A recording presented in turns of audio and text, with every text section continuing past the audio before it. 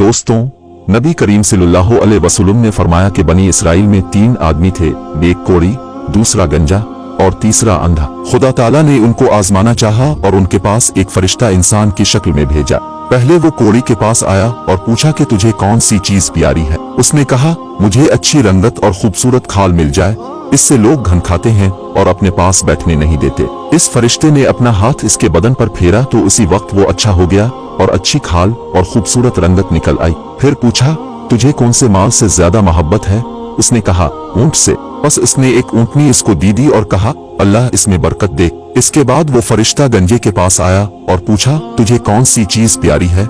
इसने कहा, मेरे बाल अच्छे निकल आए और ये बिला मुझसे जाती रहे जिससे लोग नफरत करते हैं। फरिश्ते ने अपना हाथ इसके सर पर फेर दिया, वो फौरन अच्छा हो गया और अच्छे बाल निकल आए। फिर पूछा, तुझे कौन सा माल पसंद है? कहा, गाय। बस इसको एक गाभुन गाय दी दी और कहा, अल्लाह ताला इसमें बरकत बख्शे। इसके बाद वो अंधे के पास आया और पूछा, तुझे क्या चीज चाहिए? इस अंधे ने कहा कि अल्लाह ताला मेरी निगाह दुरुस्त कर दे कि सब आदमियों को देखूं। इसने इसकी आंखों पर हाथ फेर दिया और वो अच्छा हो गया। फिर पूछा, तुझे कौन सा माल पसंद है? उसने कहा, बिक्री। बस इसको एक बिक्री दी गई। तीनों के जानवरों ने बच्चे दिए। थोड़े दिनों में इसके ऊंटों से जंगल भर गया। इसी तरह इसकी गायों और बकरियों से भी जंगल भर गया। फिर वो फरिश्ता खुदा के हुक्म से पहली सूरत में कोढ़ी के पास आया और कहा, मैं एक मस्कीन आदमी हूँ, मेरे सफर का सारा सामान खत्म हो गया है और मंजिल मकसूद तक पहुंचने का कोई सिलसिला नहीं सिवाय खुदा के और तेरे। मैं इस अल्लाह के नाम से जिसने तुझे अच्छी रंगत और उम्दा खाल इनायत फरमाई, तुझसे एक ऊंट मांगता हूँ कि इस पर सवार होकर अपने घर पहुंच जाऊं। इस कोढ़ी ने कहा, यहाँ से चला जा, मुझे बहुत से हुकूक अदा करने हैं, तुझे देने की इसमें गुंजाइश नहीं है। फरिश्ते ने कहा, शायद तुझको मैं जानता हूँ, क्या तो कोढ़ी ही था कि लोग तुझसे नफरत करते थे, और क्या तो मुफलिस न था, फिर तुझको खुदा ने इस कदर माल इनायत फरमाया। इस कोढ़ी ने कहा, वाह क्या खूब, ये माल तो मेरी कई पुश्तों से बाप दादा के वक्त से चला आ रहा है। फरिश्ते ने कहा, अगर तू झूठा है तो खुदा तुझको वैसा ही कर दे जैसा कि पहले था।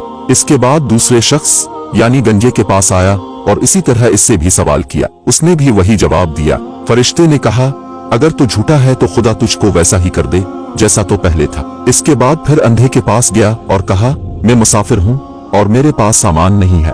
आज खुदा के और फिर तेरे कोई मेरा वसीला नहीं है। मैं इसके नाम पर जिसने दोबारा तुझको निगाह बख्शी, तुझसे एक बिक्री मांगता हूँ कि इससे अपनी कार्रवाई करके सफर पूरा करूँ।